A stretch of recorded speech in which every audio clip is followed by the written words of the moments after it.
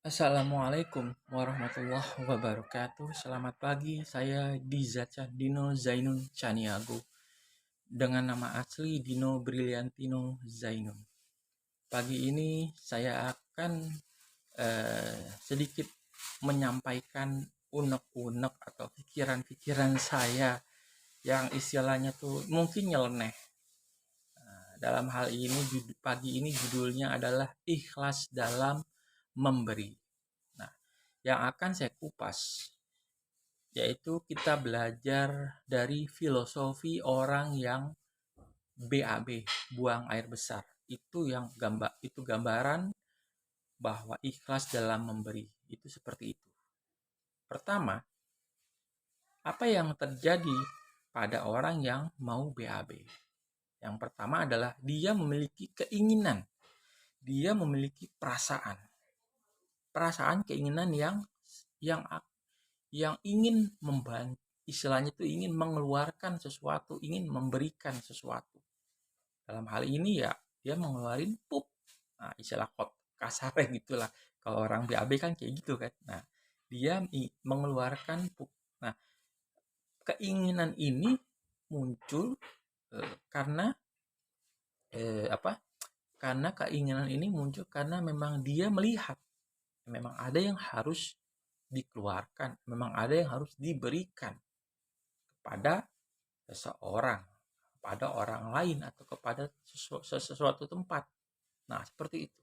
Nah, setelah keinginan ini muncul, ya, istilah kata kasarnya itu kalau orang BAB itu kebelet lah istilahnya.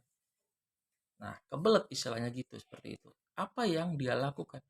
Dia mencari tempat. Dia mencari tempat untuk apa? Untuk mengeluarkan pupnya tersebut, untuk memberikan kepada seseorang atau kepada sebuah tempat, taruhlah mungkin panti asuhan, apakah mungkin keluarga atau teman atau apa, seperti itulah gambaran. Dia punya keinginan, ingin membantu, ingin memberikan, ingin mengeluarkan. Nah, setelah itu apa yang terjadi?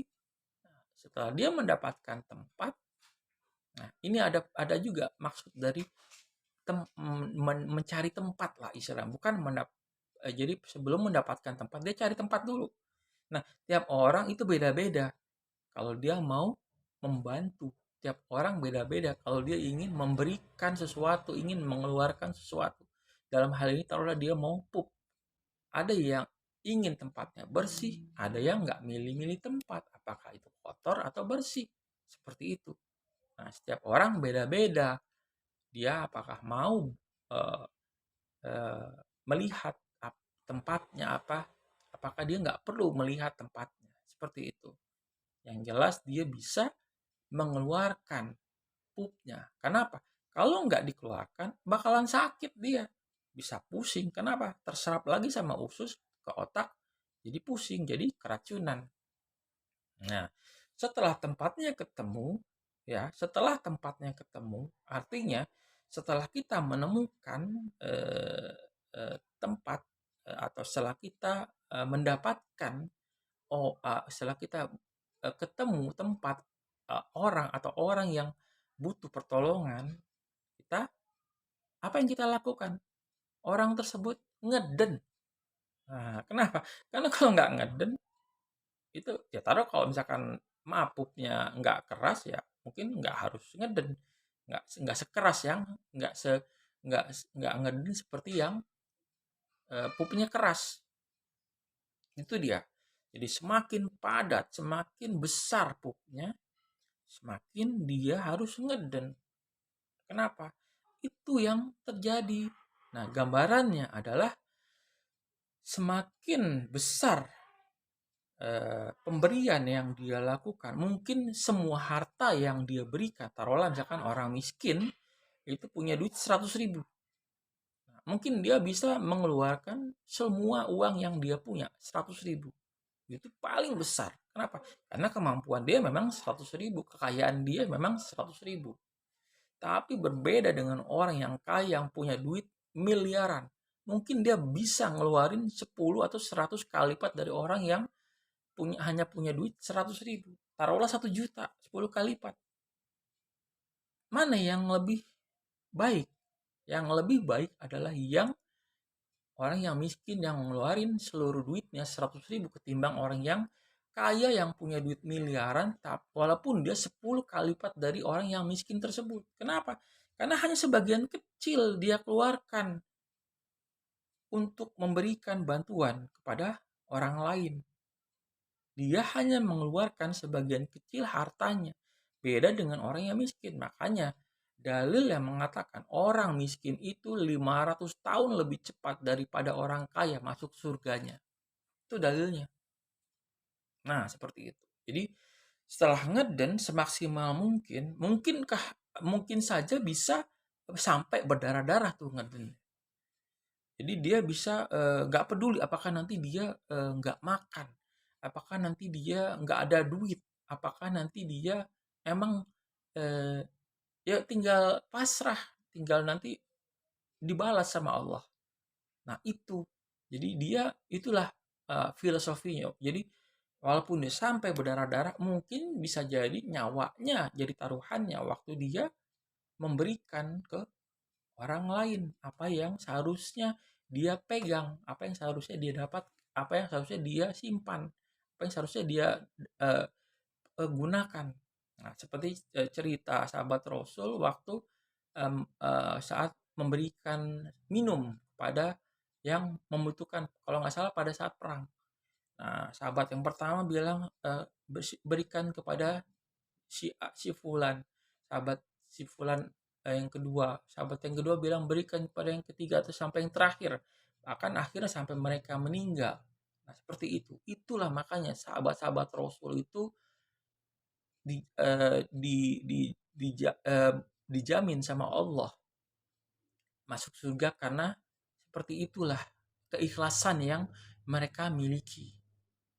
Berbeda dengan orang-orang yang hanya sekecil eh, mungkin yang dia keluarin untuk apa? Untuk dia membantu orang lain. Kenapa? Dia ini tergantung. Nah, itulah yang dibilang zuhud dunia. Istilahnya dia nanti bagaimana nanti kalau nggak ada harta? Bagaimana nanti kalau dia nggak ada pegangan? Bagaimana nanti dia kalau nggak punya uang? Bagaimana nanti dia bisa hidup? Bagaimana nanti dia bisa makan? Bagaimana nanti dia bisa bayar cicilan, bisa ini, bisa ini. Nah, itulah. Makanya dalilnya seperti itu. Orang miskin 500 tahun lebih cepat masuk surga daripada orang kaya. Nah, seperti itu. Nah, itulah pada saat ngeden maksimal mungkin. Setelah ngeden apa? Keluar kan pupnya. Kalau keluar pupnya, penyakitnya hilang. Sakit perutnya hilang, pusingnya hilang. Kalau udah keracunan itu bisa pusing kalau kita nggak ngeluarin BAB kita. Bahaya.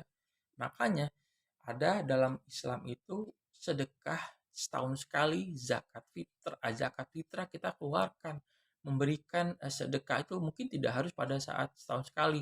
Memberikan sedekah itu kapan aja bisa. Infak itu kapan aja bisa. Zakat mah kapan aja bisa. Tapi kewajiban seseorang muslim itu setahun sekali zakat fitrah. Itu fungsi, itu maksudnya. Jadi mensucikan. Kenapa? Pada hari yang fitri, pada hari yang suci, dia kembali suci. Disucikan lagi dengan memberikan zakat. Supaya orang-orang yang kekurangan, orang yang tidak mampu, itu terbantu. Nah, seperti itulah Islam. Nah, setelah kita keluarin, kita lega, apa yang terjadi? Ada orang yang melihat dulu kotorannya baru disiram. Tapi kalau saya, alhamdulillah, bukan saya mau pamer atau sombong, tapi di pelajaran brain motion di link yang menurunkan berat badan dalam hitungan jam, ada di paling bawah, itu saya bisa mencium kotoran, nah, kotoran saya sendiri, tapi pernah saya cium kotoran ponakan saya yang di Solo, yang dia emang ada gangguan pencernaan, itu bau banget. Dalam jarak 1 jengkal, 2 jengkal sampai 1 jengkal, bisa saya tidak tercium baunya. Itu saya kendalikan penciuman saya, indera penciuman saya. Nah, bagaimana itu ada pelajarannya. Nah, seperti itu. Tapi kalau saya normalkan kembali penciuman saya, jangankan 1-2 jengkal, 1 meter pun mungkin saya bakalan muntah.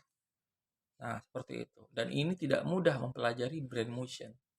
Nah, semakin saya tidak bisa ikhlas, semakin saya tidak bisa rela, semakin saya tidak bisa pasrah, semakin saya tidak bisa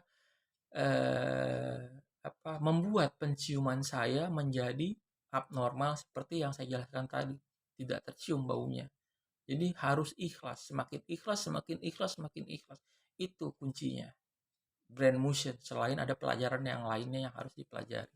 Nah, setelah itu kita siram.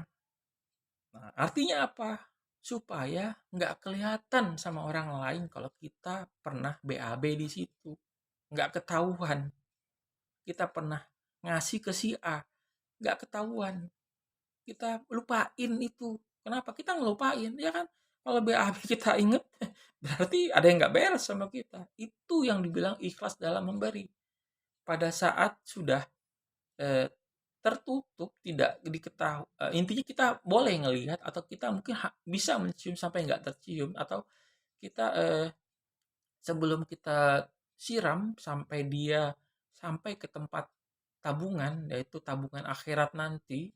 Nah, zakat kita, infak kita, sedekah kita. Nah, itu apa? Itulah gambarannya. Jadi jangan sampai kita mengingat-ingat kembali apa yang pernah kita lakukan, apa yang pernah kita beri, apa yang kita pernah keluarkan untuk membantu orang lain, kapan dan di mana tempatnya. Seperti itu. Itulah ikhlas dalam memberi. Oke, terima kasih. Selamat pagi. Mudah-mudahan bisa sedikit memberikan gambaran kepada semuanya bagaimana itu ikhlas dalam memberi. Assalamualaikum warahmatullahi wabarakatuh.